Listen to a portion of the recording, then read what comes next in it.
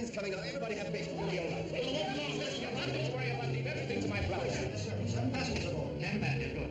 Say, give me Shanghai. Hello. Conway speaking. Is Colonel Marsh there? Right here, Conway. Go ahead. Colonel, I need more planes. I've still about 30 people to get out. Where are those planes? You promised us. Send everything we can find, Conway. Well, they better get here sooner. I can't be responsible. Oh, I think I hear most. Colonel, wait a minute. They may be here now. Hey, George, get down the field and guide those planes in when they get here. Let me show none of the natives get in. Hello, Colonel. Hello, Conway. Thanks, and take care of that liver of yours. Oh, my word. All right, get ready, everybody. Planes are here. One at a time. Children first. We're out. Come on now. Come and stand over here. Where's the mother? I see. All right. Well, you come. And you. And you. What about us? Please, wait your turn. Come on, you. You'd better take some of those squealing men with you first. They might faint on you. I'll wait. As you say, you, madam. Come through here. Bring on one side.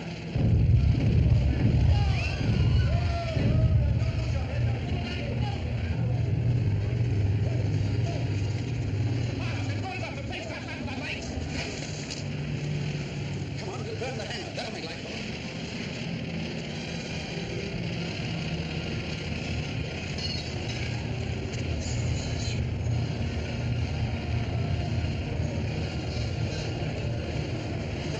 There'll be a big fire.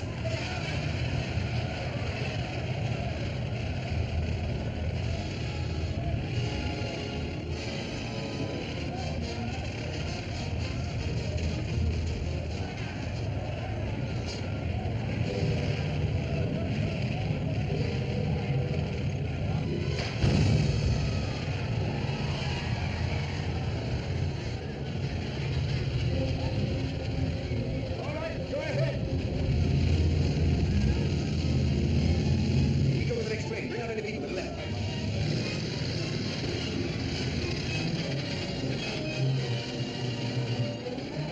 Oh, hello, Conway. You having a little trouble? Never mind me. You'll get this gadget off.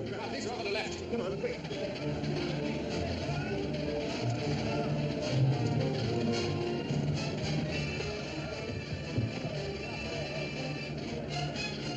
You can't leave me here, you writer. I'm a British subject. Come on.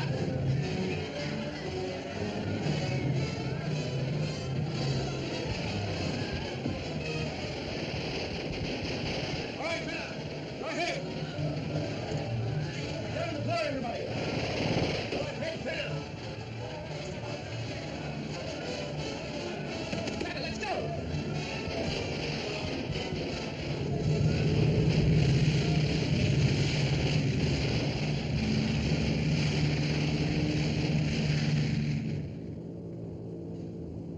I guess we're out of range.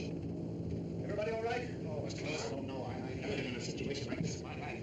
Where do you come from? I'm Alexander P. Lovett, sir. Why aren't you registered through our office? Sir, you're right to be left behind. Well, how could I know that a wall was going to break out right over my head? Right over my head? Oh, my word. I tell you, those Chinese were pouncing on me from every direction. I had to get into these ridiculous clothes in order to escape. Where were you hiding? Hiding? Oh, no, hunting. I was in the interior, hunting fossils. This morning, I looked up suddenly. I know, and a war broke out right over your head. The next time you're in a wild country like this, keep in touch with the British consul. Very good, Freshy, very good. Yeah, you better put his name on the list. Make out a report later. I beg your pardon, brother. What did you say you were hunting? Fossils. Fossils, huh? I'm a paleontologist. A what? A paleontologist. Oh. I see. I have here a discovery that will startle the world. It's the vertebrae from the lumbar of a megatherium found in Asia. Well, what do you know about that? Found in Asia. When I get home, I should probably be knighted for it. Knighted? Don't say. You mind if I take a look at it? Oh, not at all. Sorry. This is the only thing I was able to save when those heathens surrounded me. You see, from this vertebrae, I should be able to reconstruct the entire skeleton. You expect to be knighted for finding that soup bone? This is the vertebrae of a megatherium found in Asia. Yeah, I remember you said that before. Sir Henry Durban was knighted and he never got beyond the Mesozoic era. Oh, poor fellow. Yes, it does show. I don't know why I'm talking to you. Don't know you. Who are you? Okay, brother. Don't call me brother. Okay, sister. No offense. No offense.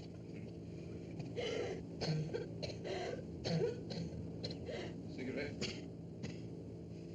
I say, will you have a cigarette? No.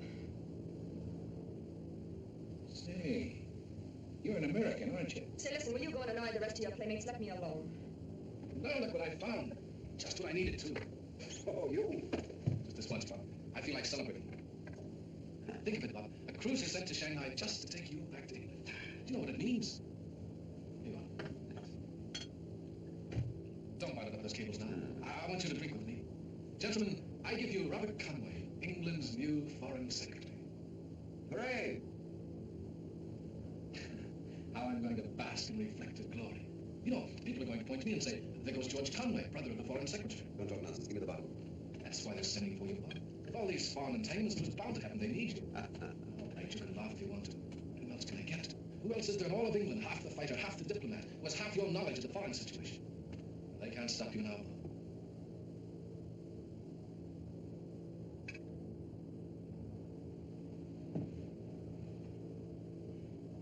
Oh, Freddy. Did you make that report out yet? Yes, Bob. Did you say we saved 90 white people? Yes. Good. Hooray for us. Did you say that we left 10,000 natives down there to be annihilated? No. No, you wouldn't say that. They don't count. You better try to get some sleep, Bob. Just you wait till I'm Foreign Secretary. Can't you just see me freshly with all those other shrewd little Foreign Secretaries? You see, the trick is to see who can out-talk the other. Everybody wants something for nothing. And if you can't get it with smooth talk, you send your army in. But I'm going to fool them, Freshy. I'm not going to have an army. I'm going to disband mine. I'm going to sink my battleships. I'm going to destroy every piece of war ground. Then when the enemy approaches, we'll say, come in, gentlemen, what can we do for you? So then the poor enemy soldiers will stop and think. And what will they think, Freshy? They'll say to themselves, there's something wrong here. We've been duped. This is not according to form. These people seem quite friendly, and why should we shoot them? Then they'll lay down their arms. You see how simple the whole thing is? Centuries of tradition kicked right in the past.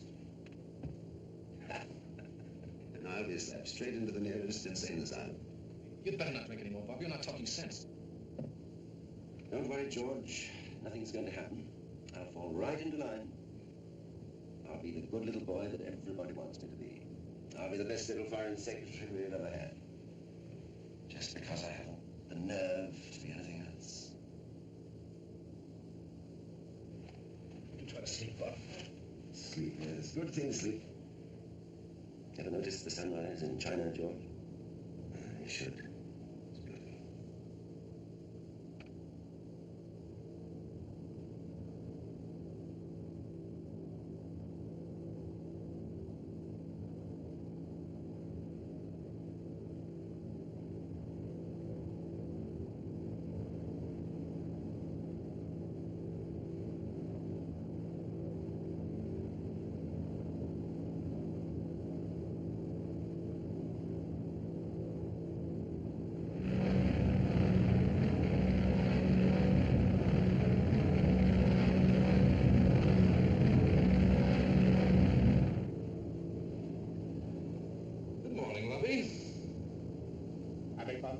I say good morning, Lovey. Good morning. Look here, young man. I didn't care for sister last night, and I don't like Lovey this morning. My name is Lovett, Alexander P. I see. Yes. Well, it's a good morning anyway. I have a conversation before coffee. Hey, wait a minute. Wait a minute. Is it a good morning? Say, we're supposed to be traveling east, aren't we? Why, of course, yes. Well, it looks to me as if we're traveling west. That's ridiculous. Oh, is it? It certainly is. Well, now, Any child knows how to tell direction, any child. I don't care where the child is, in the air, on the earth, or in the sea. Yeah. If you face the rising sun, your right hand is the north and your left hand is the south. Yeah, I always get it twisted because I'm left-handed. Oh, really? Yes. Oh, I see. Well, just reverse it. Your left hand is What difference does it make what hand you are? The north is the north? All I know is the sun rises in the east and we're going away from it. Now, you're irritating and absurd.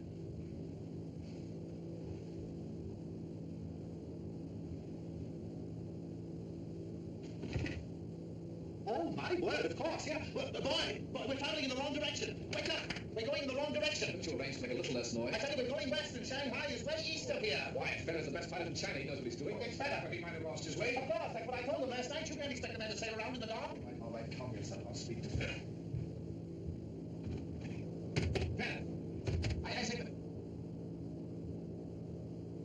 Bob, wake up. Something's happened. Listen, Fedder in the cockpit. Stop it. Well, the look at it looks like a Chinese or Mongolian or something. We're nowhere near Shanghai. We're going in the opposite direction. Desert, that's funny.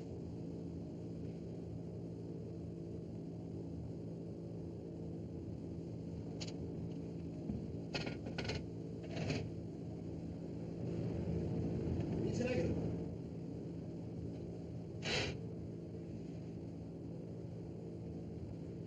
Charming chap.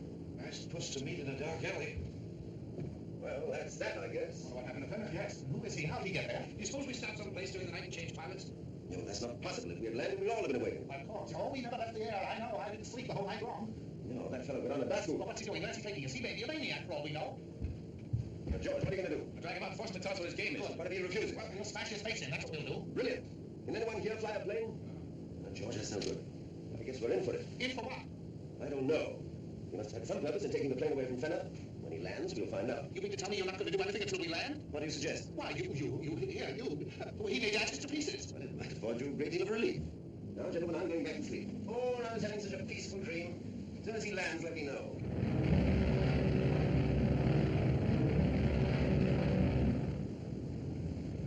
We're heading down. We're going to land. Bob, we're landing. Bob, we're coming to a village.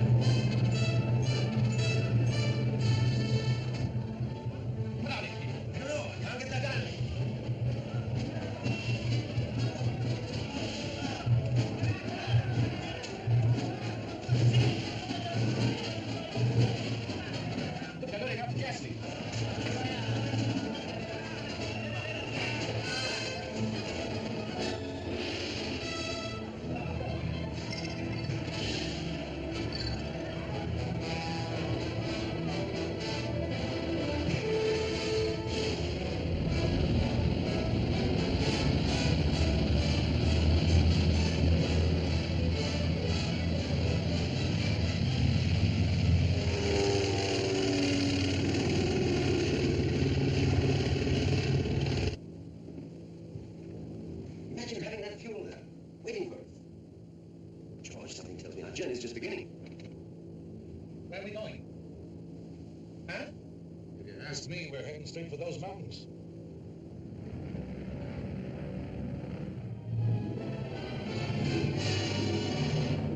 This train from Bascoul with Conway and 4 others aboard still missing. Unreported between here and Bascoul.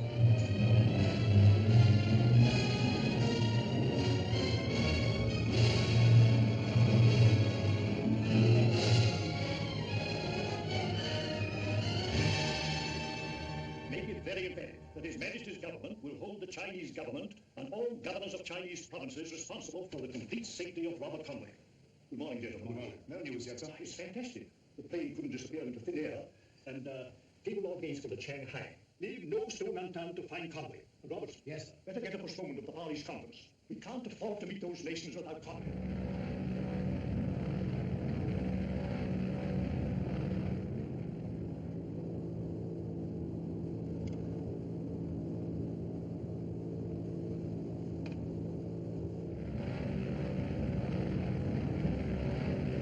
This can't be kidnapping. He wouldn't be taking us so far on such a dangerous trip. No sense to it. What do you make of it, Bob? You must have some idea.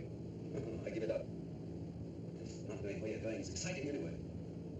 Well, Mr. Conway, for a man supposed to be a leader, your do-nothing attitude is very disappointing. But what do you want him to do? I don't know. I'm a paleontologist, not a foreign secretary.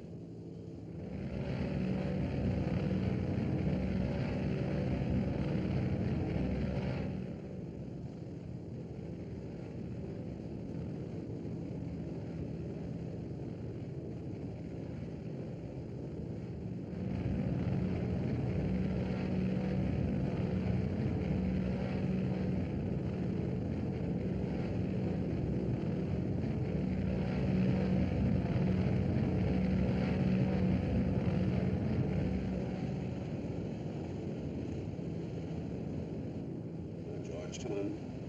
Well, it's not knowing you so awfully well. Not knowing where you're going or why or what's waiting when you get there.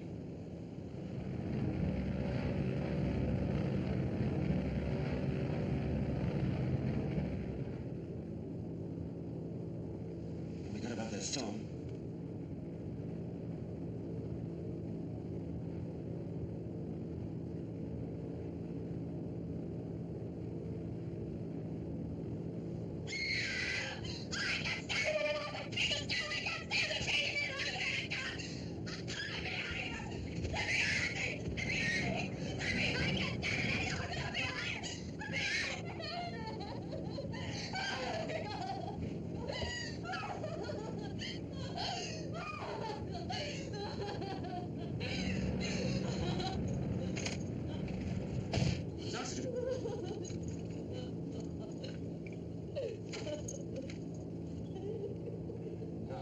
Take this in your teeth.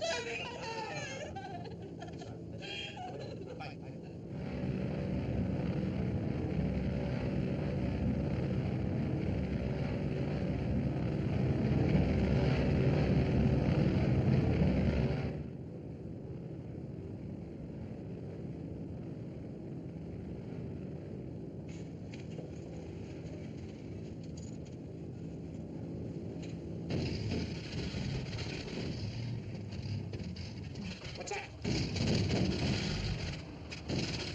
What's happening? Must have run out of fuel. Look! Look down there!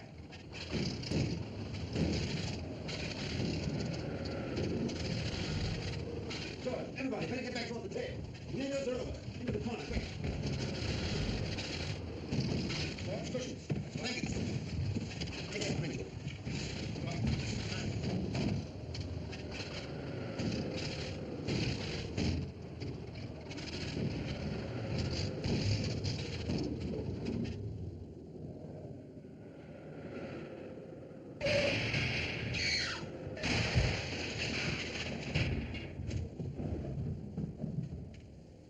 Everybody all right? Yeah.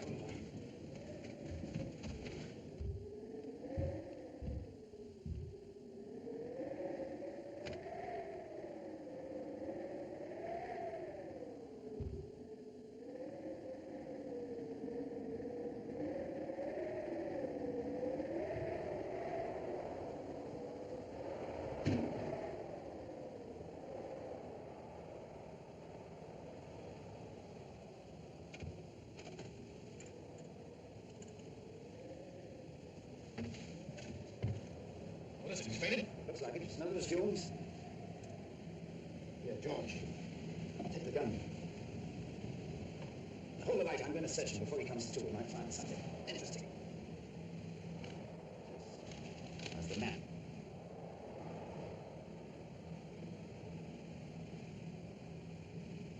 He's dead. Dead. Yeah, it must have happened the moment he hit the ground. Well, let's take a look at this man. What is it? See that spot? That's where we were this morning. He had it marked. Right on the border of Tibet. Here's where civilization ends. We must be 1,000 miles beyond it. Just a blank on the map. What's it mean? Well, it means we're in unexplored country. Country nobody ever reached. Hey, Conway! What's happening?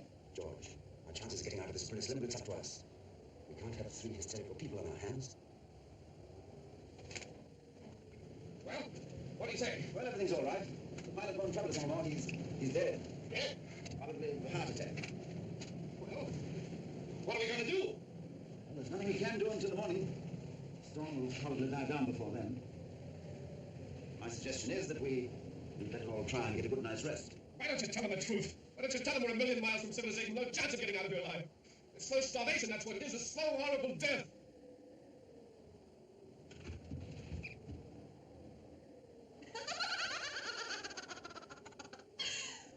Well, that's perfect. Just perfect. What a kick I'm going to get out of this. A year ago, a doctor gave me 6 months to live. That was a year ago. I'm already 6 months to the good. I'm on velvet. I haven't got a thing to lose. But you, the noble animals of the human race. What a kick I'm going to get out of watching you squirm for a change. What a kick.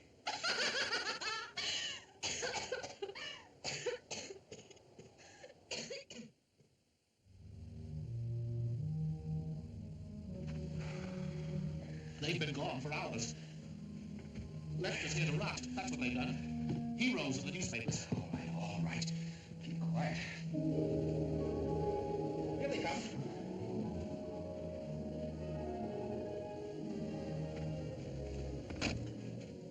Hello, everybody. Well, we found some food. No chance of us starving now. What is that? Mountain grass. It's good, too. Here, have some. I've read of people lasting 30 days on this stuff.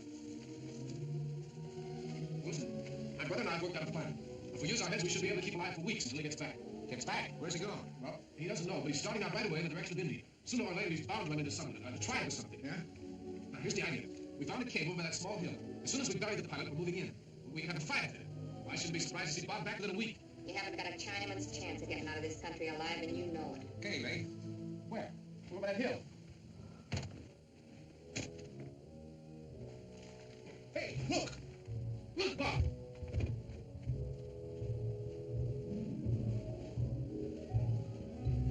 Where are they? Do you see them? Oh, do you think they're cannibals?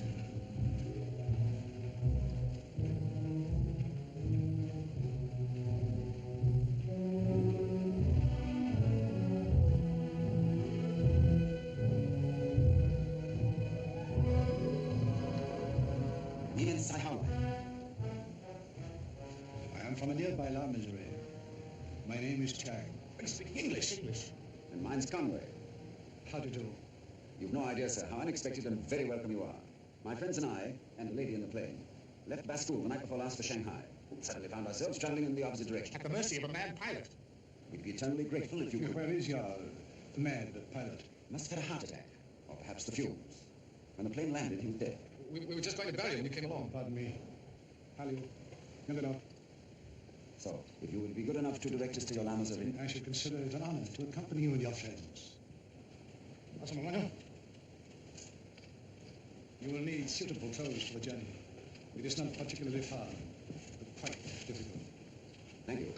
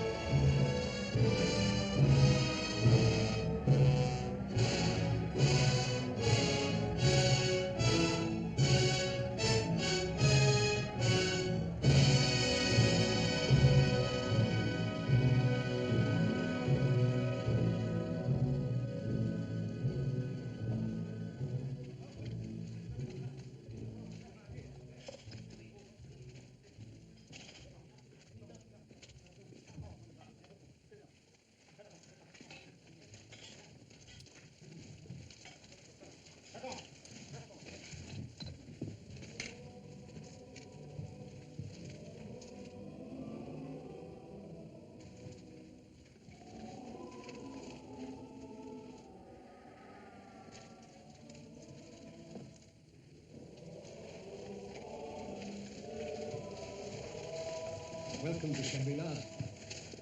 You see, we are sheltered by mountains on every side. A strange phenomenon for which we are very grateful.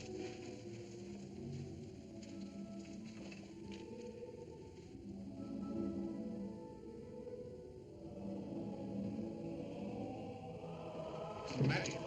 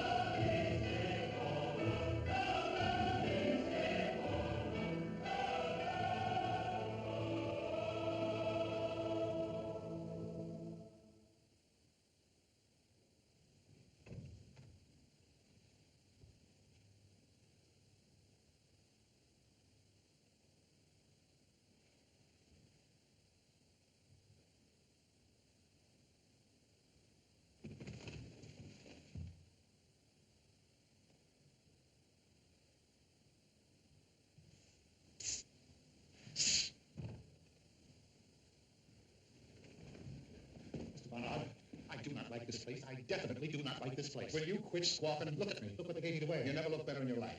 As soon as our clothes are clean, they're going to give them back to us, Lovey. Something tells me this means food. Come on.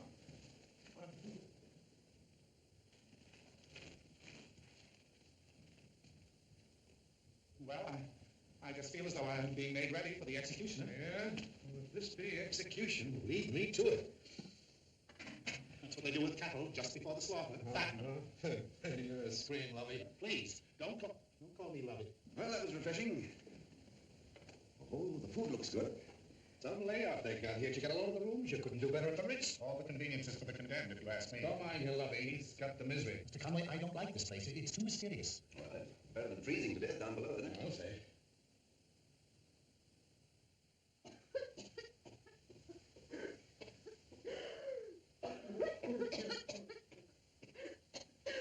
Is there something I can do for you?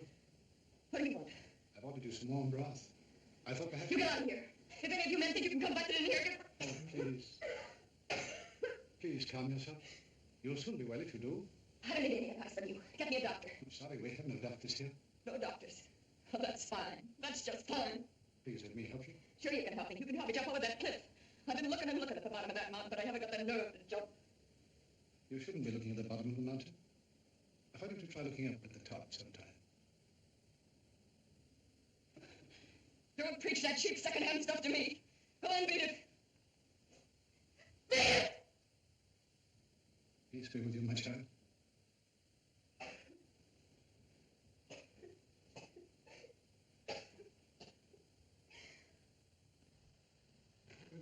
Good evening, my friends. Oh, no, please sit down.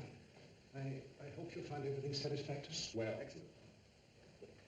You shouldn't have waited for me. Well, where's the girl? Miss Stone? She's remaining in her room. She isn't feeling very well. Now, please go on without me. I need very little.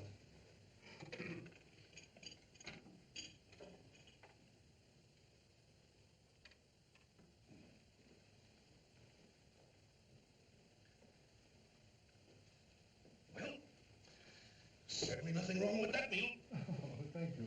And the wine, excellent. I'm glad you like it. It's made right here in the valley. Well, now the dinner is over, if you'll excuse us, we're very anxious to discuss ways and means of getting back home. The first thing we want to do is cable the Foreign Office. All of England's waiting to hear about my brother. There's a cruiser at Shanghai ready to take him back. Really?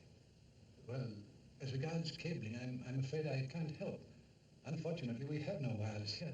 As a matter of fact, we have no means of communication with the outside world. Not even a radio? It has always been a source of deep regret, but the mountains surrounding us have made reception almost impossible. Well, then we'd better make arrangements to get some porters immediately. Some means to get us back to civilization. Are you so certain you are away from it? As far away as I ever want to be. Oh, yeah. Well, of course, the porters will be very well paid. That is within reason. I'm afraid that wouldn't help. You see, we have no porters here. No porters here? No. What about those men we met this morning? Yes. Oh, those are our own people. They never venture beyond the point where you were met this morning. It is much too hazardous. Well, how do you account for all this? Who brought it in? Oh, yes. Yes, there is a tribe of porters some 500 miles from here. That is our only contact with the outside world. Every now and again, depending upon favorable weather, of course, they make the journey. Well, how can we get in touch with them? Well, in that respect, you are exceedingly fortunate. We are expecting a shipment from them almost any time now. Just what do you mean by almost any time now? Well, we've been expecting this particular shipment for the past 2 years. 2 years? Yes. Well, but I assure you, gentlemen, if there is a prolonged delay, Shangri-La will endeavor to make your stay as pleasant as possible. And now, if you'll excuse me, it is getting late. I do hope you all sleep well. good night.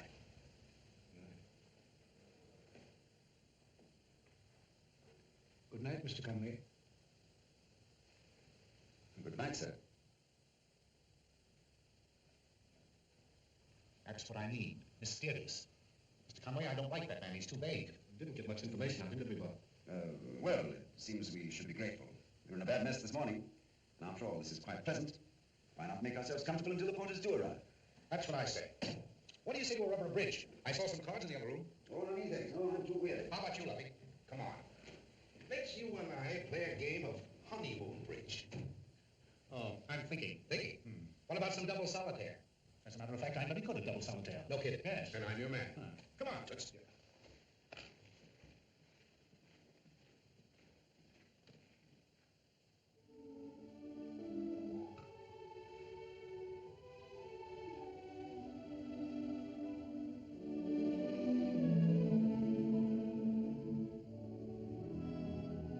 George, cigarette? Thanks. I suppose all this comes under the heading of adventure. Had plenty of it the last few days. It's far from over from what I can see. This place gives me the creeps. Hidden away like this, no contact with civilization. Well, you don't seem concerned at all. Oh, I'm feeling far too peaceful to be concerned about anything. I think I'm going to like it here. Talk as though you intended to stay. Something happened to me when we arrived here, George, that, well... Did you ever go to a totally strange place and feel certain you've been there before? What are you talking about? I don't know. You're a strange bird. No wonder Gainsford calls you the man who always wanted to see what was on the other side of the hill. Don't you ever want to see what's on the other side of the hill? Well, it's good to be, except it's another hill. In any event, I'm not curious. Well, at the moment, it seems to me we should be concerned about getting home. I'd give anything to be in London right now. Of course you would. If ever we get out of this place, the thing for you to do is to take that job with Helen's father. You mean if we should get out? Did I say if? That's what you said. Well, I mean that... What's on your mind, Bob? You talk as though we were going to have trouble getting out of here. George, I've been putting things together. Do you notice the resemblance between those natives and the pilot? And why did those clothes materialize so conveniently when they met us at the plane? Chang himself just said that they never ventured beyond that point. What brought them there, unless it was to meet us? Chang's first question was about the pilot. Huh? There must be some connection between the plane and this place. They must have deliberately brought us here. Why, Bob? What reason could they have for doing a thing like that? That's what's on the other side of the hill.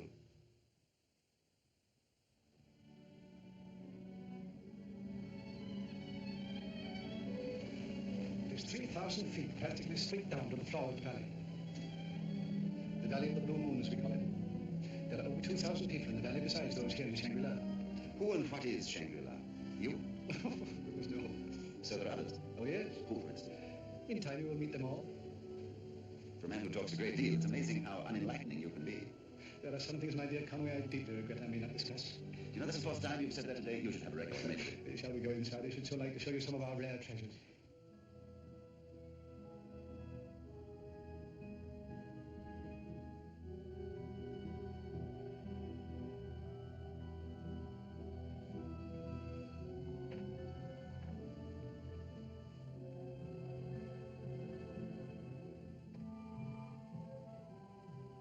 Good afternoon.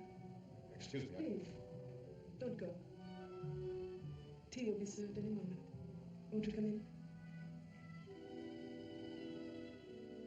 My name is Maria. Won't you sit down?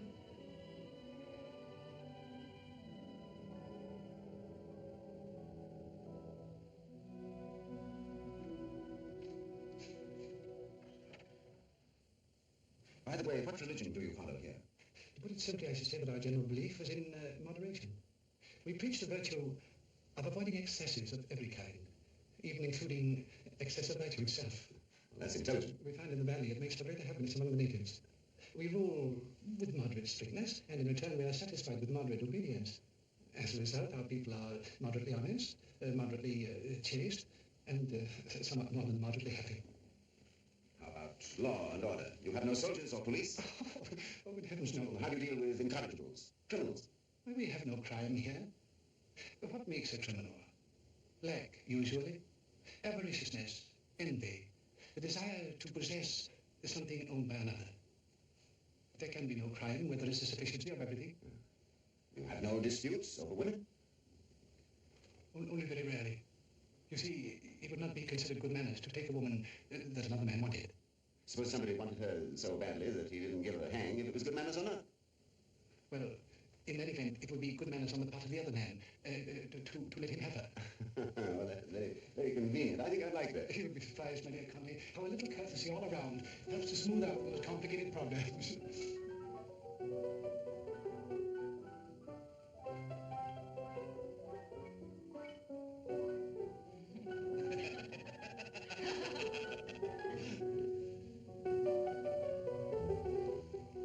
At some time in the future, you will have the pleasure of meeting Some man had better get ready to be very courteous to me.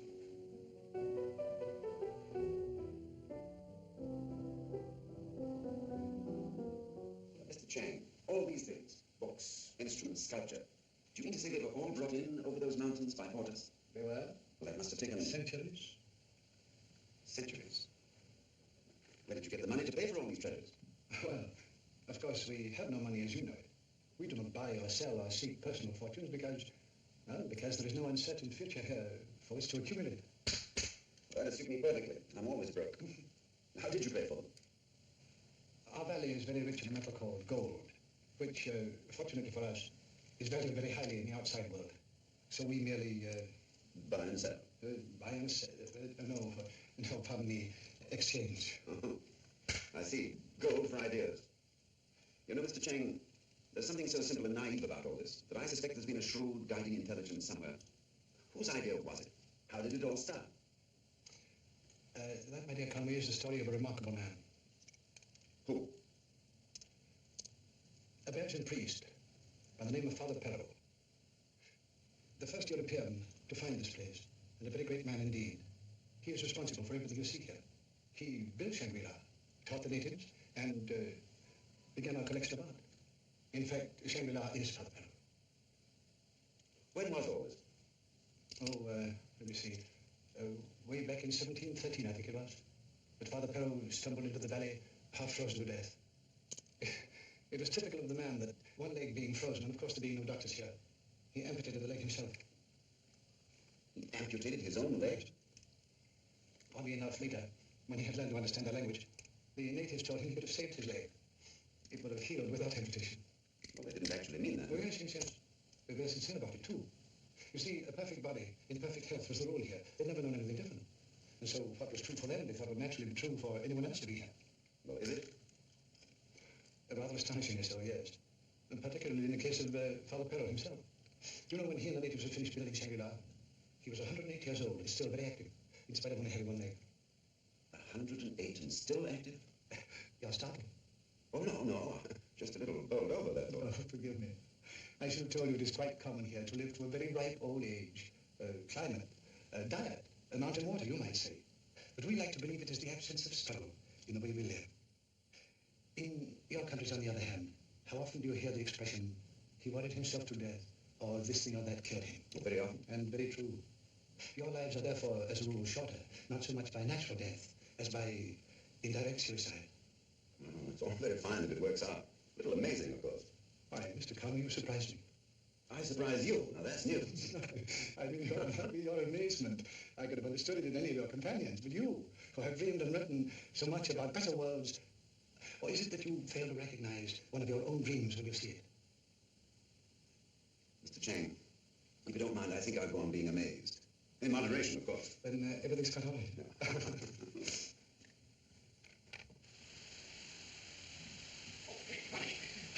It's terrific! Terrific! I just saw someone make a hairstand on me. You see those fields over there? Gold.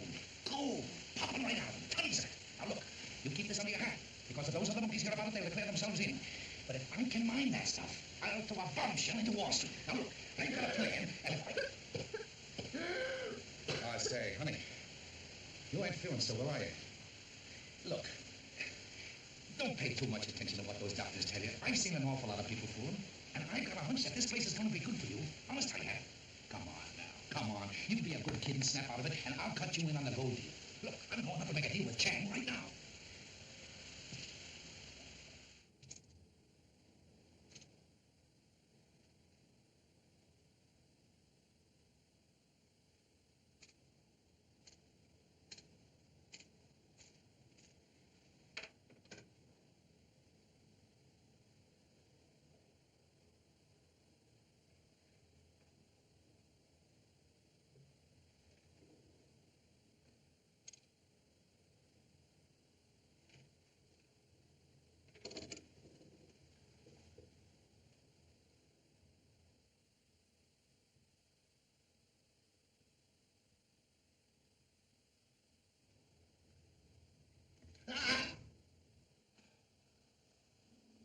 Oh, my.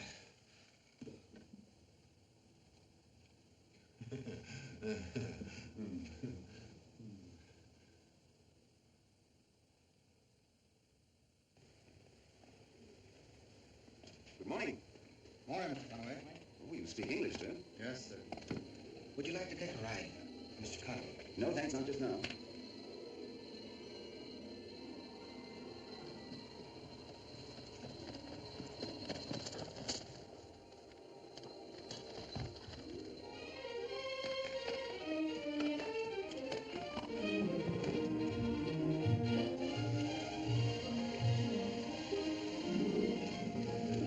I think I'll take that ride.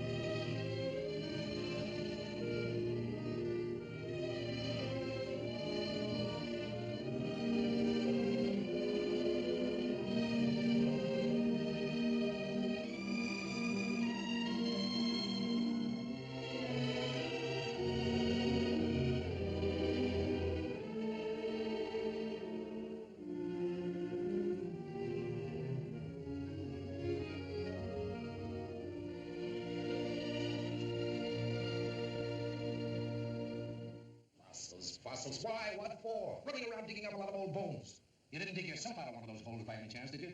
Yeah. You seem gay. Did you find out anything? Well, I heard that if you want a man's wife, she's yours, if he's got any man. Well, nothing about the Porters yet? Porters? Well, good heavens, Bob, we've been here 2 weeks and we haven't found out a thing. Well, we haven't been murdered in our beds yet, George, have we? I'm afraid the Porters are just a myth. I guess we never will know why we're here or how long we're going to be held, President. Hey, hurry up, you slowpokes. I'm starved. Please, please, do not wait for me. I eat so very little. Good evening. Well, I'm certainly glad to see us all finally organized. Okay, Hanson, dish it out and make it snappy. Hey, what's happened to you? Nothing, why? Oh, you look beautiful. Unkind. Doesn't Miss Stone always look beautiful? I got it. It's your makeup. You got none on. And say, honey, you look 1,000,000% better. Wholesome, kind of, and clean. You take a tip from me and don't you ever put that stuff on your face again. Why, it's like hiding behind a mask. And who are you to talk about a mask? What do you mean? You've been wearing a mask ever since we met you. Have I? Very strange, you know, you've never told us anything about yourself. Who are you, anyway? Why don't you take your mask off for once? Yes, unbosom yourself, Mr. Hyde. All right, I will. I'll let my hair down. Why not? Can't make any real difference now. Hey, Lovey. Were you ever chased by the police? Certainly not. Believe me, it's no fun. When you fellas picked me up at Bascoon, I've been on my tail for a year. The police? Uh-huh. Did you ever hear of Chalmers Bryant? Chalmers Bryant. Bryant's Utilities. That's me. I knew it. I knew I had a reason for hating you. Sir, you're a thief. He never stole anything from you, did he? I have 500 shares of Bryant Utilities that I bought with money that I'd saved for 20 years teaching school, and now I couldn't sell it for postage stamps. That's too bad. I got 500,000 shares. My whole foundation. And now look at me. Colossal nerve you have sitting there talking about it so calmly. You, the swindler of thousands of people. You know, that's what makes the whole thing so funny. A guy like me starts out in life as a plumber. An ordinary, everyday, slew-footed plumber. And by the use of a little brains, mind you, he builds up a gigantic institution, employs thousands of people, becomes a great civic leader. And then the crash comes. And overnight, he's the biggest crook the country ever had. You are a thief, sir, and a swindler. And I, for one, will be only too glad to turn you over to the police when we get back. What do you mean when we get back? What makes you think we're ever going to get back? You may not know, but you're all prisoners here. We've been literally kidnapped and brought here, and nobody knows why. Well, I'm not content to be a prisoner. I'm going to find out when we're going to get out of this place. I'll make that Chinese talk of it the last thing I do. George! Tang! Where's Tang? Where is he? Where's Tang? I'll blow your brains out. George, what do you think you're doing? You joker. George, come here. Tang! Tang! Tang! Come here, you! Come here! George, you idiots!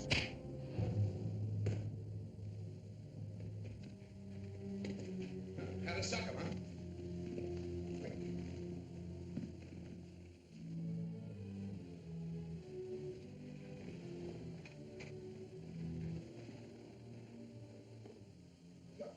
You all right? Sorry, George. Say, Conway, is it true about us being kidnapped? Well, I say, is it true about us being kidnapped? Mr. Chang. Do you mind stepping in here for a moment?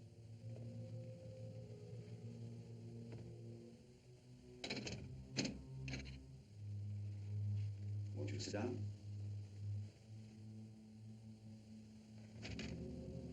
Mr. Chang, you have been very kind to us, and we appreciate it. But for some reason, we are being held prisoners here, and we want to know why. Personally, I don't mind at all. I'm enjoying every minute of it. But my brother is not of the same opinion, nor are the others. It's time we were told what it's all about. We want to know why we were kidnapped, why we're being kept here, but most important of all, do we get the Potters and when? Until we get this information, my dear Mr. Chang, I am very much afraid we cannot permit you to leave this room. You know, it's very, very strange. But when you saw me in the corridor, I was actually on my way to you. I bring the most amazing news. The High Lama wishes to see you, Mr. Conway. A High Lama? What blazes is he? Yeah, I thought you ran this joint. Mr. Chang, High Lamas or Low Lamas, do we get the Potters? The High Lama is the only one from whom any information can come. Don't believe it, Bobby. Just trying to get out. Yes. Sounds like I stole it. But I can talk now. One moment. You say that the High Lama is the only one that can give us any information? The only one. And he can arrange for the Potters to take us back? The High Lama arranges everything, Mr. Conway. Well, then he's the man I want to see. Will you come along?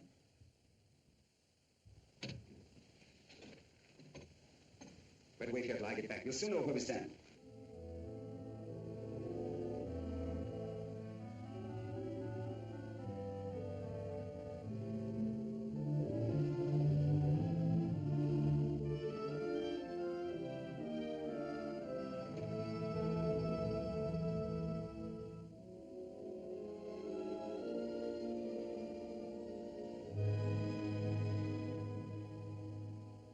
Good evening, Mr. Conway. Please, come in.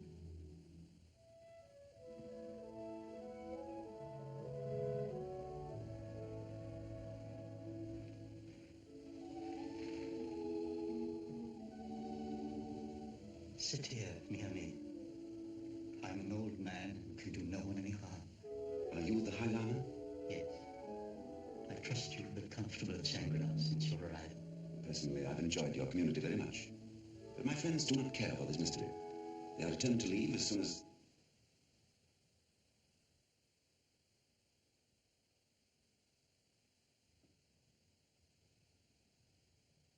It's astonishing and incredible, but...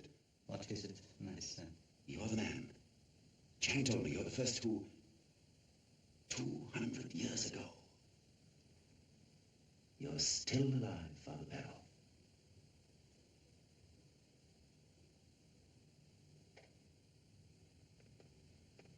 Sit down, my son.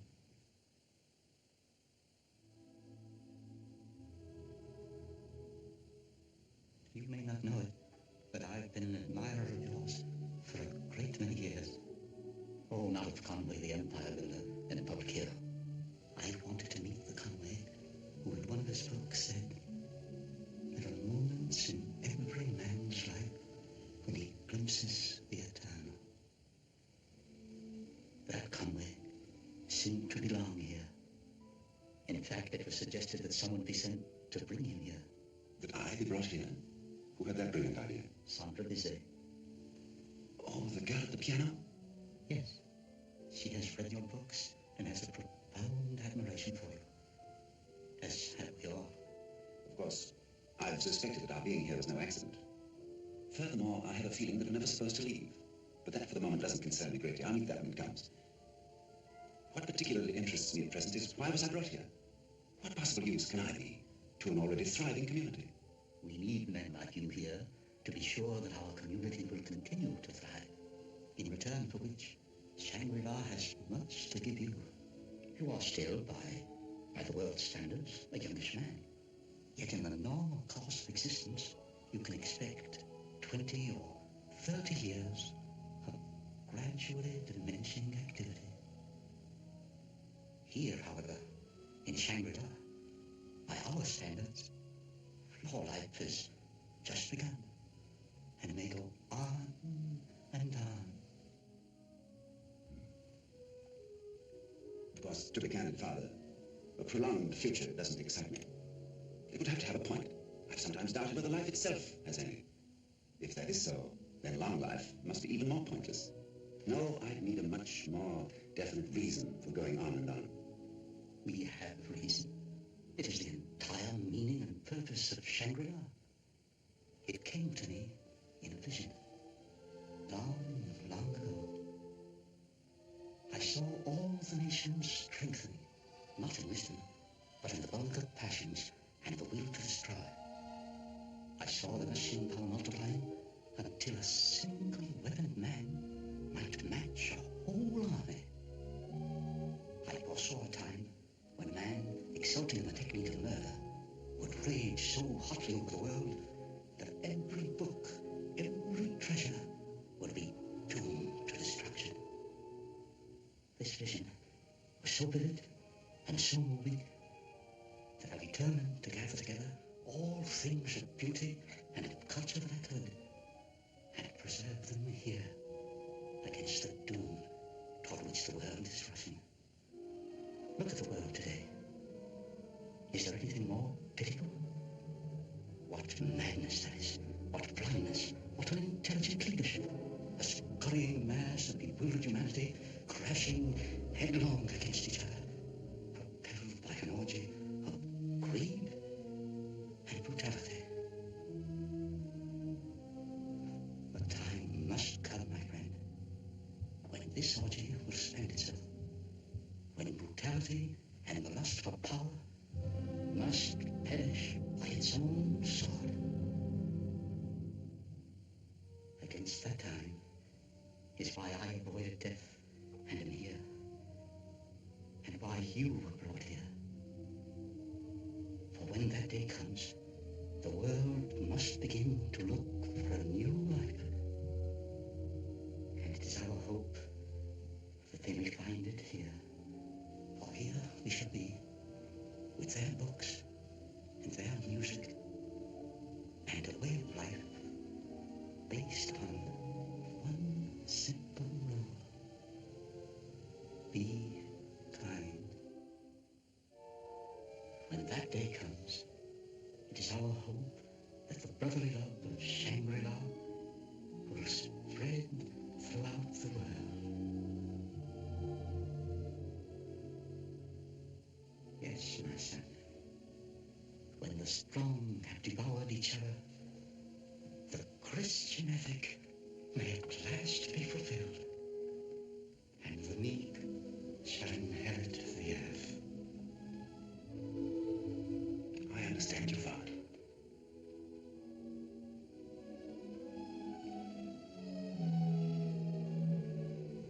You must come again, my son. Good night.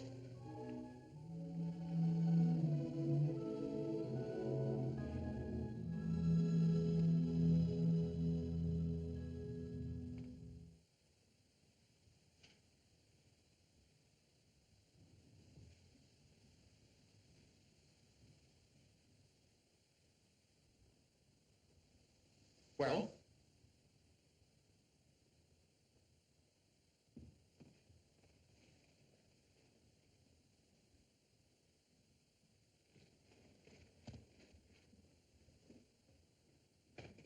Well, what'd you find out? We thought you were never coming back. When did we leave? Yes, what about the porters? Porters? Didn't you find out anything about the porters? Why, I'm sorry, but I... What were you doing all this time? For heaven's sake, Bob, what's the matter with you? You went out there, George, do you mind? I'm sorry, but I can't talk about it tonight.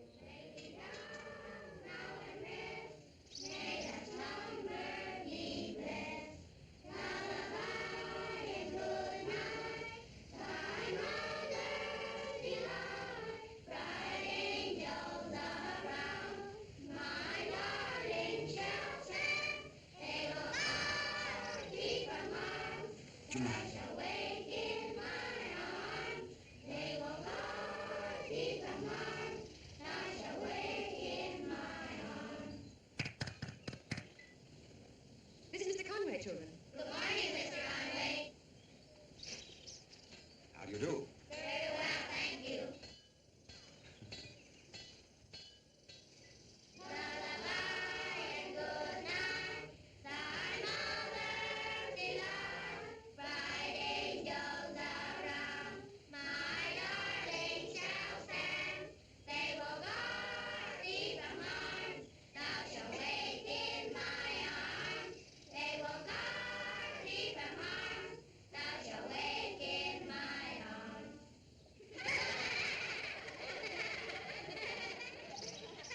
All right, children, our teacher's going to be very busy this afternoon, so school's dismissed. Come on.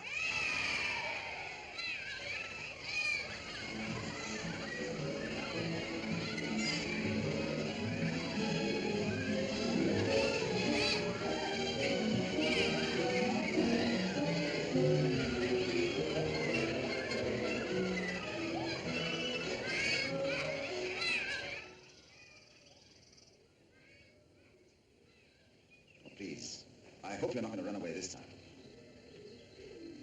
My name's Sandra. I hope you'll forgive me for... You know, each time I see you, I hear that music. What is it? Oh, you mean my pigeons?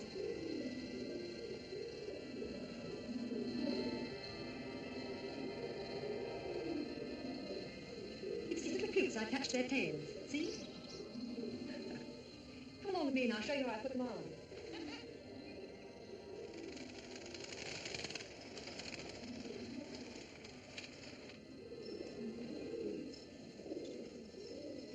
You see, this is how we tie them on. And by varying the size of the flutes, I get any notes I wish. The wind does the rest. Oh, here's a little fellow that's Orpheus. Was this your idea? Yes, I've always did it. You suggested my being brought here, didn't you?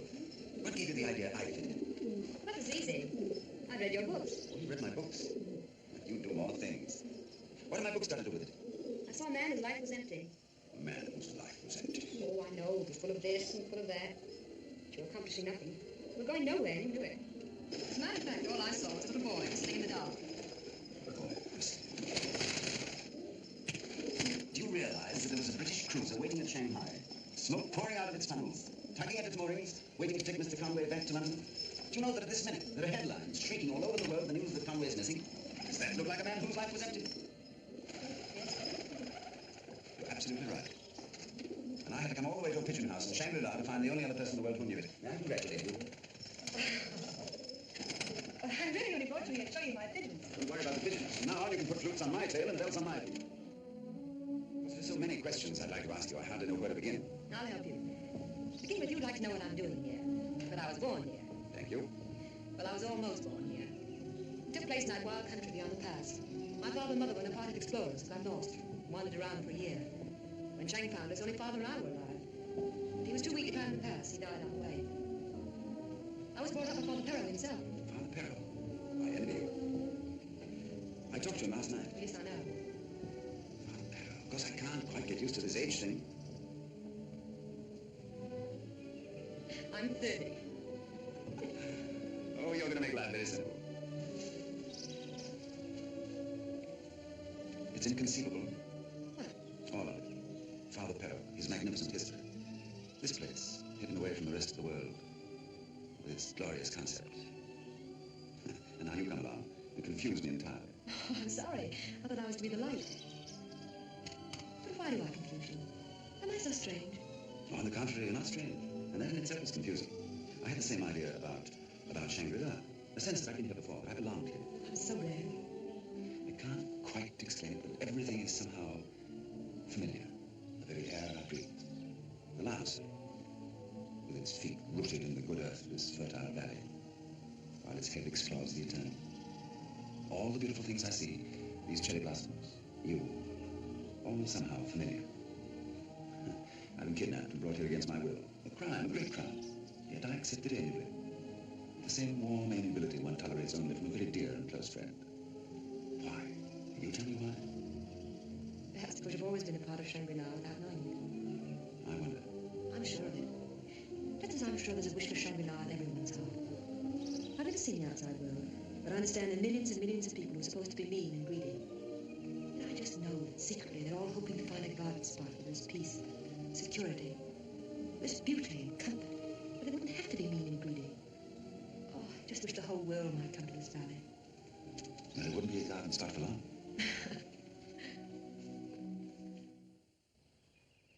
I don't know why I associate with you, Mr. Bernard, or Mr. Chalmers Bryant, or Mr. Embezzler, or whatever your name may be. Just call me Barney. Barney? Why should I? Never. We have nothing in common, Barney. What a friendly. Okay, Louie. And this trip to the valley. Can't imagine why I'd allow you to drag me down here. I don't know anything about these people. We're not even armed. They're very nice people, except that they've got horns. Horns? Yeah, I know. Horns. What kind of horns?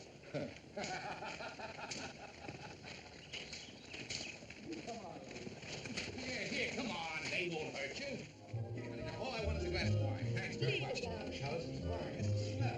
No, just a drink. Yeah, well, that's all right. I just don't happen to be very hungry. You see, look, all I asked for was a glass of wine. Look here, I've got to have some help with this. Lovey! Where is Lovey? Hey, look. Mr. Bernard! Hey, Lovey! Come here!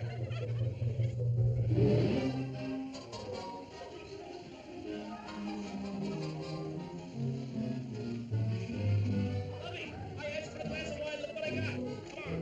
Sit down. Well, you are. I can know it. No wonder you couldn't hear me. Please relax and have a glass of wine. Sit down. And be poisoned out here in the open. Certainly not.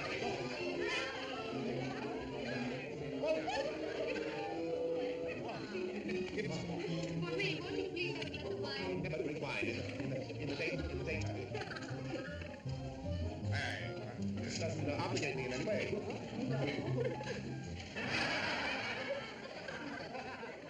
Then the bears came right into the bedroom, and the little baby bear said, "Oh, somebody's been sleeping in my bed." And then the mama bear said, "Oh dear, somebody's been sleeping in my bed." And then the big papa bear, he roared, "And somebody's been sleeping in my bed." So you have to admit, the poor little bears were in a quandary. Well, I'm going to sleep in my bed. Come on, Lovey. They were in a quandary. Come on, Lovey. Why? Why come on all the time? What's the matter? You going to be a fuss budget all your life? Bring it up. Aren't you having any fun? Where was I? In a quandary. I'm telling you the story. I'm telling you. Yeah. The poor little bears, they didn't know what to do, you see, because somebody had been sleeping in their bed. Who slept in their beds? Who was it, Lovey? Oh, you all being lovely, huh? Look at those eyes, these gentlemanly eyes. nuts in May, nuts in May, nuts in May. Here we go gathering nuts in May, early on Tuesday morning. Here we go, something, something, here we go. La la la la, Shangri-La, Shangri-La, here you are in Shangri-La. Here you go gathering nuts in May, nuts in May, nuts in May. Nuts in May, early on Tuesday morning.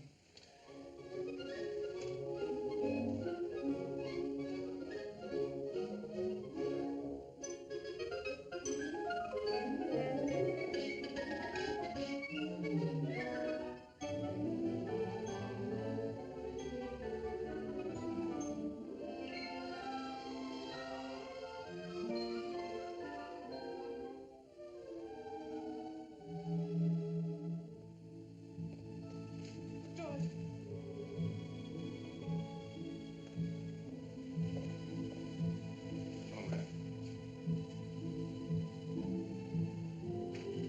You promised to come for tea yesterday.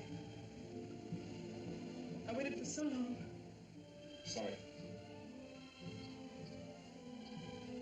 Have you got any cigarettes left? I'll make some for you. You will come today. Right. Oh, please say you will. The day is so very long and lonely without you.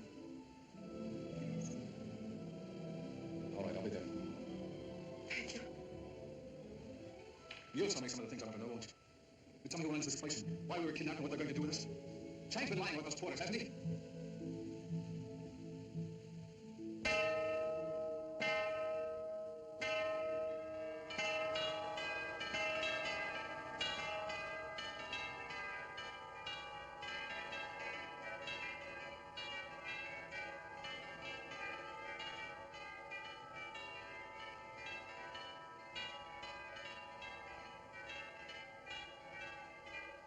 Beautiful. I'm waiting for the bump. Bump? When the plane lands at Shanghai and wakes us all up. Ouch. You see? It's not a dream. You know, I sometimes think that the other is the dream. The outside world. Have you never wanted to go there? Goodness, no. What you tell me about it doesn't sound very attractive. Oh, it's not so bad, really. Some phases of it are sordid, of course. That's only to be expected. Why? Oh, usual reasons. World full of people struggling for existence. Struggling. Why? Well, everybody naturally wants to make a place for himself, accumulate a nest egg, and so on. Why? You know, if you keep on asking that, we're not going to get anywhere. And don't ask me why. Well, I was just going to. It's the most annoying word in the English language. Did you ever hear a child torture experiment with? Mother's little darling mustn't stuff her fingers in the salad bowl. Why? Because it isn't ladylike to do that. Why? Because that's what forks are made for, darling. Why, Mother? Because Mother read it in a book somewhere, and if Mother's little darling doesn't take her fingers out of the salad bowl this instant, Mother's going to wring her little neck. Would you like to wring my little neck? I love it. Why?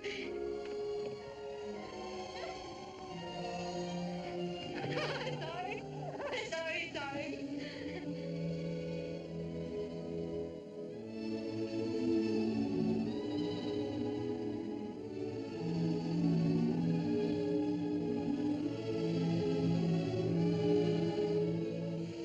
I've thought about it for years. I knew you'd come. And I knew when you did, you'd never leave. Am I forgiven for sending for you? Forgive me. You know, when we were on that plane, I was fascinated by the way its shadow followed it. That silly shadow, racing along over mountains and valleys, covering 10 times the distance of the plane. And yet always there to greet us with outstretched arms when we landed.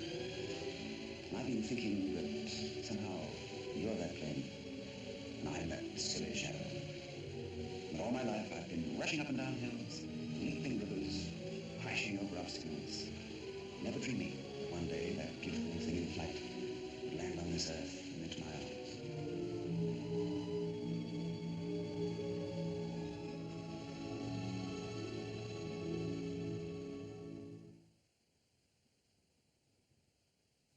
Amazing, Mr. Chang. This place is amazing. And that marble quarry in the valley is simply magnificent. Oh, I've looked around. I've seen everything. Your woodworkers and your cloth weavers are also very, very happy. Yes. You may not know it, Mr. Chang, but right here, you have utopia. You're very kind, Mr. Love. Well, I don't mean it in that sense. I only give credit where credit is due. Yes. Mr. Chang, I'm very anxious to have you realize that I never for a moment believed that ridiculous kidnapping story. Oh, I'm so glad. Simply preposterous. You know what I did last night? Last night, Mr. Chang, I held a sort of a self-inventory. I said to myself last night, Mr. Chang, I said, Lovey, Mr. Lovett, I said, you are an ungrateful fool. Oh, no. Ungrateful fool. Those are my very words to myself last night. Here are these people in Shangri-La doing everything in their power to make you stay comfortable and happy, and I haven't done one single thing to show my appreciation. Well, now, what would you like to do? Well, Mr. Chang, I thought with your permission, of course, and while I'm waiting for these porters, I would like to organize classes for those children in the valley and teach them something practical and something useful. Geology. Splendid. Isn't it? Isn't it? You know, I was a professor for 20 years, and a very good one. I'm sure you were. When would you like to start? Oh, immediately.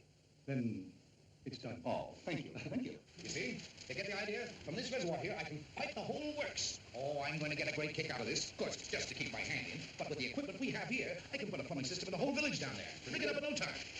Do you realize that those poor people are still going to the well for water? It's unbelievable. Think of it in times like these. So what about that gold deal? Huh? Gold, you know, you... Oh, that. Well, that can wait. Nobody's going to run off with it. Say, I've got to get busy. I want to show this whole layout to Chang. So long. Don't you take any wooden nickels. All right.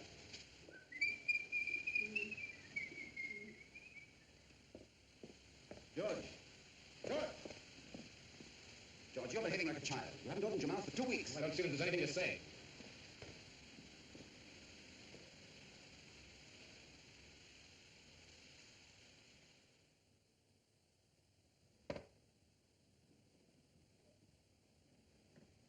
I'm afraid that does it. I'm afraid it does. Shall we have another? No, thanks, not tonight, if you don't mind.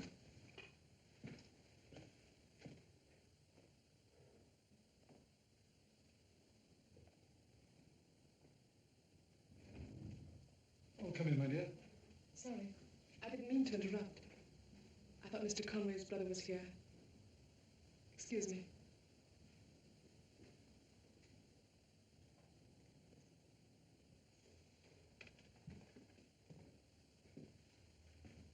Charming, isn't she? Yes, charming. Your brother seems quite fascinated by her. Oh, why not? She's an attractive young woman. Young. She arrived here in 1888. She was 20 at the time. She was on her way to join her betrothed when her carriers lost their way in the mountain. The whole party would have perished but for meeting with some of our people. Amazing. Still doesn't look over 20. When is she likely to grow old in appearance? Oh, not for years. Shangri-La will keep her youthful indefinitely. Suppose she should leave. Leave Shangri-La? That's not likely. You couldn't drive her out. No, I mean about her appearance. If she should leave the valley, what would happen? Oh, she'd quickly revert in appearance to her actual age. Oh, that's weird. Chang, how old are you? Age is a limit we impose upon ourselves.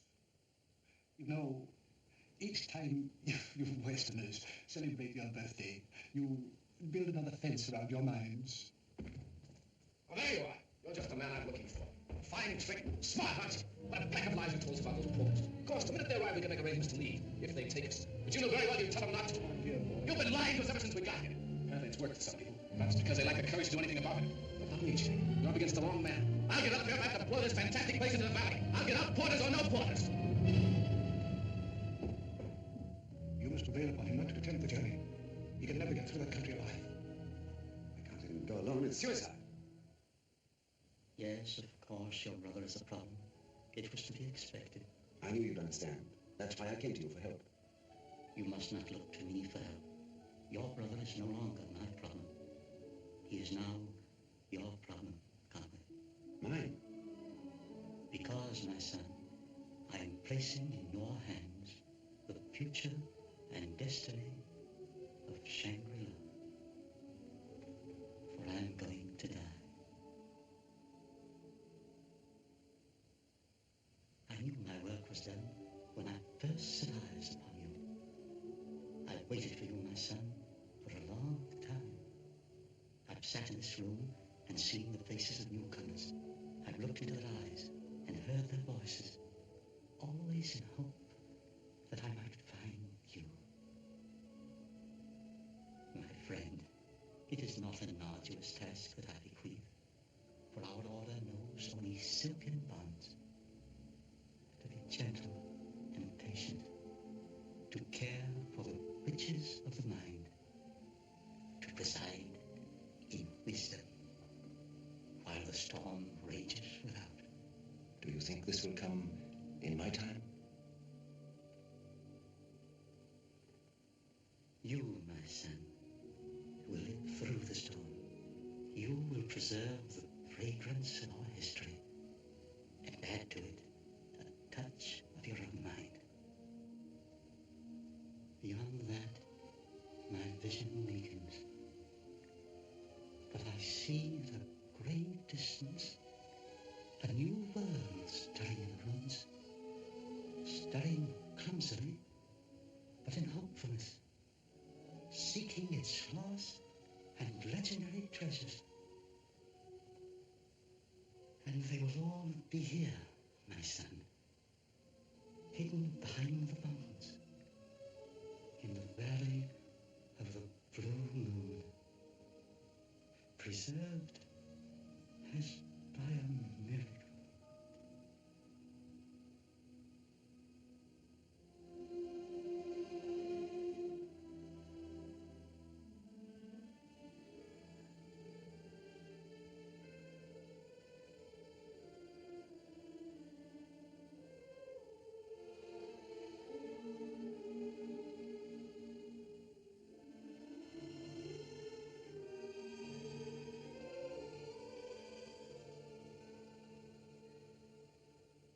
Look, honey, we run the pipes through here, and we connect with the main water line here. Pipes? Well, where are you going to get pipes? Oh, that's a cinch. I'll show them how to cast pipes out of clay. Oh, there you are. Well, better get your things together. We're leaving. Leaving? Yes, I just been talking to the porters. They're going to take us back. We've got clothing, food, everything. Come on. Yeah? Well, when are you going to start? All right, this very minute. The porters are waiting for us on the plateau. Then the Chinaman buddy could stop me. Come on. I think I'll stick around. I'll leave with the porters on the next trip. You mean you don't want to go? Well, Oh, I see. You're afraid of going to jail, huh? No. You see, I got this plumbing business. All right, if you insist on being an idiot, I'm not going to waste time coaxing you. How about you? No, you don't want to go yet, honey. She'll stick around, too. All right? If you want me to. Sure. Don't you worry. I'll take care of you. All right, suit yourself. But just remember you had your chance. How about you? You want to go? Go? Where? Oh, wait for me. I've got porters to take us back. Oh, my dear boy, I'm sorry. That's impossible. Why, I have my classes all started. I don't care what you've got started. You want to go? Oh, well, I know. I think I better wait. Yes, I will. I'll wait. Wait till you rot. Yes. Bonnie? Lovey! Hello, Gloria. Hello. Bonnie, I just finished translating one of the most interesting old tablets you could imagine. Told me all about the origin of the Masonic symbols and signs. That's swell. Lovely. Why? I want to show you something. That's Look. fine. Where? Look. Oh, my, isn't that pretty? What is it? Plumbing. Everything modern. I'm going to run pipes all through the village.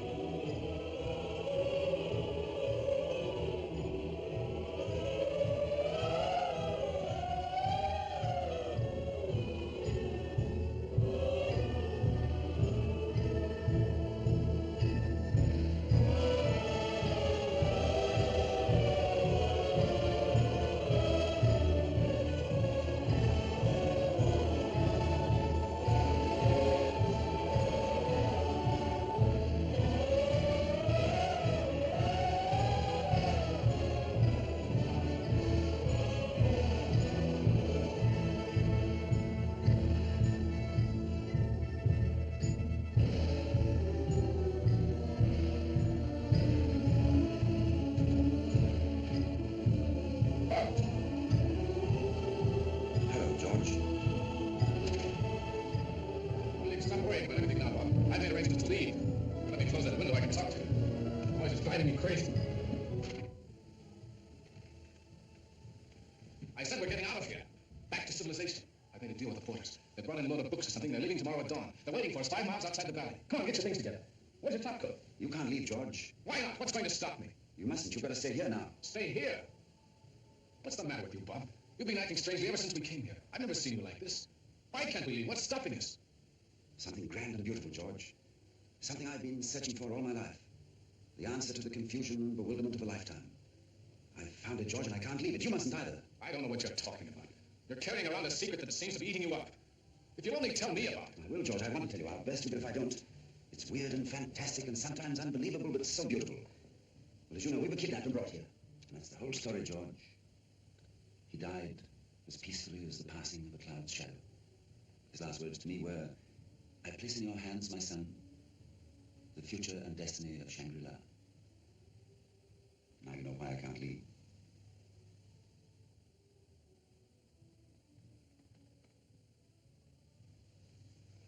Well, I really don't know what to say. Except that you must be completely mad. Do you think I'm mad? What else can I think after a tale like that? Good heavens, Bob, things like that don't happen today. We're living in the 20th century. You think it's all nonsense, hmm? I think you've been hypnotized by a lot of blue-sprayed fanatics. Well, I wouldn't believe it if I heard it in an English monastery. Why should I swallow it here in Tibet? How do you know the things they told you are true? Did they show you any proof? I don't need any proof. I knew there was a reason why I hated this place. I'd give half my life to fly over with a load of bombs, just what they've done to you. All this talk about llamas being hundreds of years old. How do you know? Did you see their birth certificates? I can't believe it, Bob. A bunch of decrepit old men sit around and dream about reforming the world. And you, Bob Conway, 2 feet on the ground Conway, want to join them. It's horrible. Is that all my story meant to you? But what else could it mean to me? It's obviously a lot of bunk. Now, you'd better go, George. This is no place for you. It's no place for you, Bob. Think of what's waiting for you. Do you want to stay here till you're half dead? Till your mind starts corroding like the rest of them? Oh, please, George, I don't want to talk about it anymore. You've got to talk about it. What about me? You say they stole that plane to bring you here. I didn't want to come. You owe me some responsibility. I'm tired of owing you things. You're free to go. Go ahead. It's that girl. That girl's twisted and turned. Shut up! Never mind the girl. Well, why don't you go?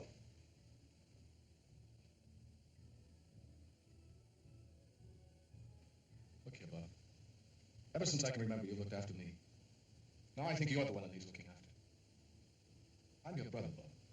If there's something wrong with you, let me help you. George. Besides that, I don't feel like making that trip alone, Bob. George, you couldn't possibly stay here, could you? I'd go mad.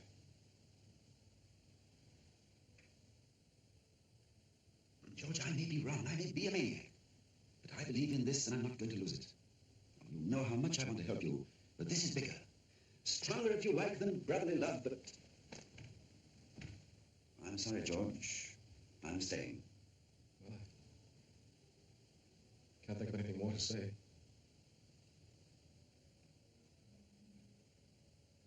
Goodbye, Bob.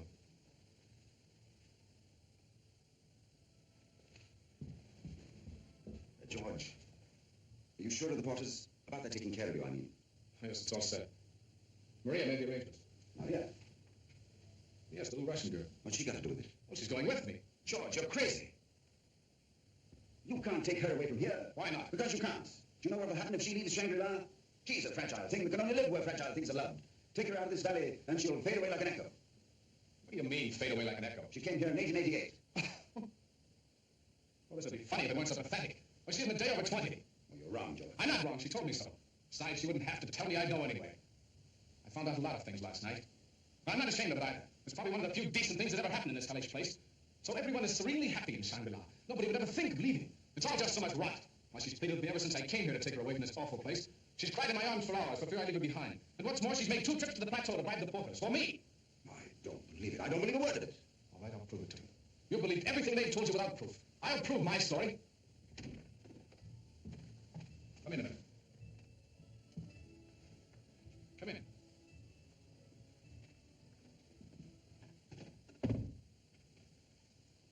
I've got some bad news for you, Maria. My brother and I decided we can't take you along. Can't take me? But you promised. You promised to take me with you. It's all your fault. It was all arranged until he spoke to you. Why can't you leave us alone?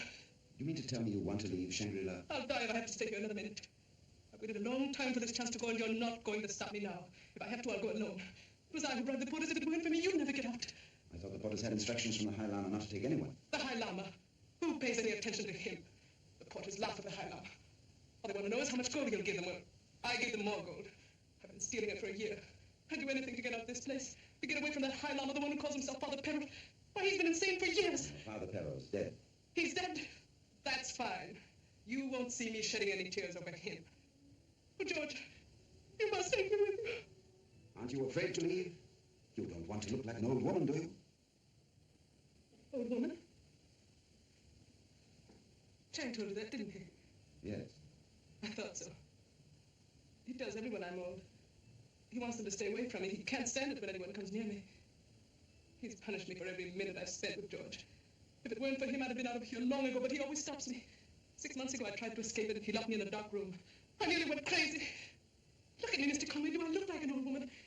Is this the skin of an old woman? Look into my eyes. Are these the eyes of an old woman? She was kidnapped and brought here 2 years ago, just as we were, Bob. I don't believe it. I can't believe it. She's lying. You're lying. You're lying. Every word you've been saying is a lie. Come on, say it. You're lying, aren't you? No, Mr. Conway, I'm not lying. What reason could I have for lying? Chances are we'll never come out of that horrible trip alive. I'd rather die out there in a snowstorm, be buried alive, than to stay here one more minute now.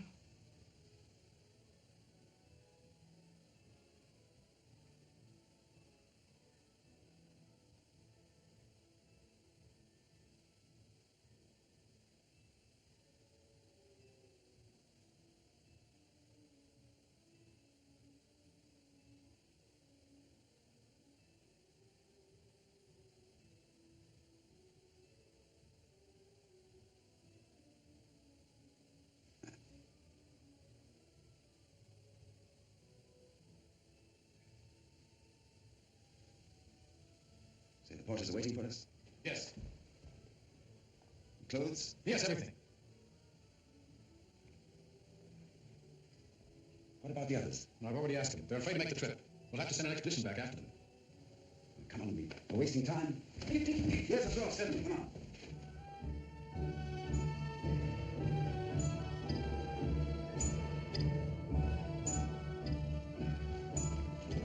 Well, I won't be long now before we're in London. Can't you just see me when we pop in out of the blue? Well, I was breathless when they tell my story. You had me worried for a while. I thought you were gone completely. Lucky thing for me you snapped out of it. You saved my life. I never could have made it alone. Is that? I think it's going to be... Can't you shut up unless you go on babbling?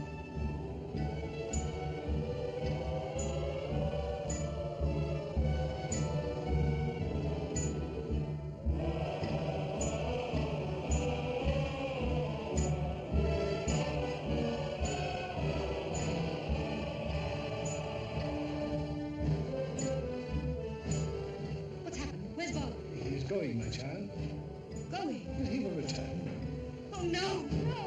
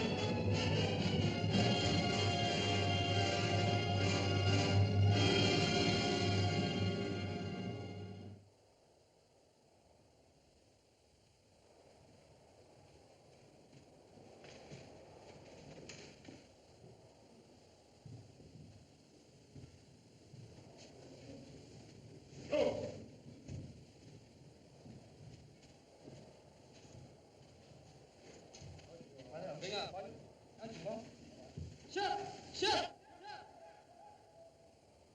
I can't stand it. I can't go on anymore. I've got to rest.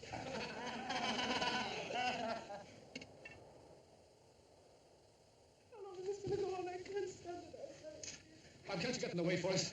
They're leaving us farther behind every day. Well, nothing can suit them better than to lose us, but we must go on. No, I can't. You've got to let me rest. You've got to let me rest.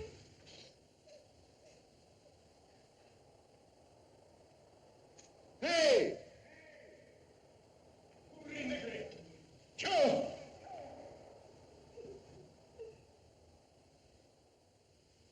and Monica.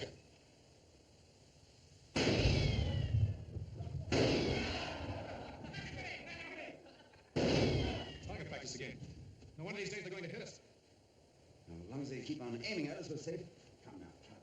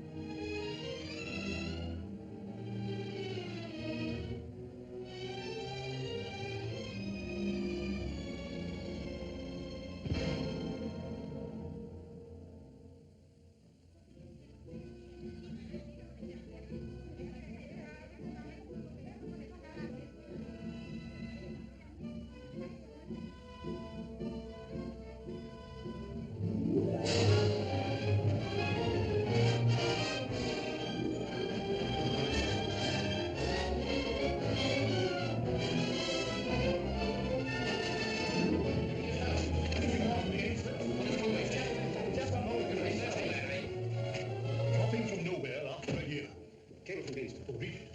Leaving today for London with Conway aboard SS Manchuria. Conway can tell nothing of his experiences. He's suffering from complete loss of memory. Signed, Gainsborough. Loss of memory? Well, all right, give it to the press. All of it? Yes, might as well all of it. Yes, sir. I'll dispatch a convoy to meet him.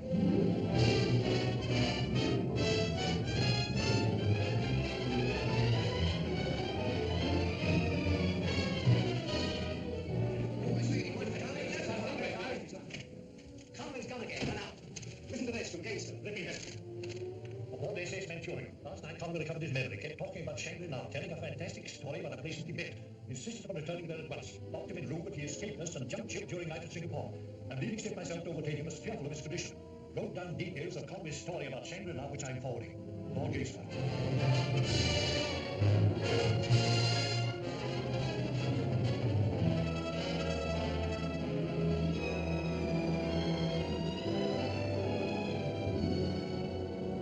Why, here's Gainsborough now. Well, sit back there for you. Gainsborough, it's good to see you again. Gainsborough, don't you never come. Sit down. Have a drink. Yes, Scotch and soda. I'm pumped. Here you are, ready and waiting. Any news of Conway? We're most eager to know what you discovered. Where is he?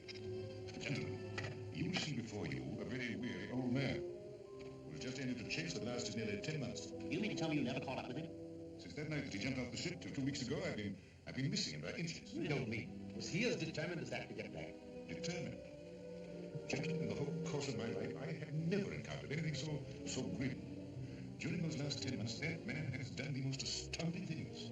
Well, he learned how to fly, stole an army plane, got caught, put into jail, escaped all in an amazingly short space of time, but this is only the beginning of his adventures. He begged, cajoled, fought, always pushing forward to the Tibetan frontier. Everywhere I went, I heard the most amazing stories of the man's adventures, positively astounding, till eventually I trailed him to the most extreme outpost in Tibet. Of course, he'd already gone, but his memory, his memory will live with those natives for the rest of their lives. The man who is not human, they called him. They'll never forget the devil-eyed stranger who 6 times tried to go over a mountain pass that no other human being dared to travel, and 6 times was forced back by the severest storms. They'll never forget the madmen who stole their food and clothing, who they locked up in their barracks but who fought 6 of their guards to escape, while their soldiers are still talking about their pursuit to overtake him and shuddering at the memory. Oh, he led them the wildest chase through their own country. And finally, he disappeared over that very mountain pass that they themselves dared not travel. And that, gentlemen, was the last that any known human being saw of Robert Conway. By Joe, that's what I call what you think of it. Tell me something, Gainsborough. What do you think of his talk about Shangri-La? Do you believe it? Yes. Yes, I believe it. I believe it because I want to believe it. Gentlemen, I give you a toast. Here's my hope that Robert Conway will find his Shangri-La. Here's my hope that we all find our Shangri-La.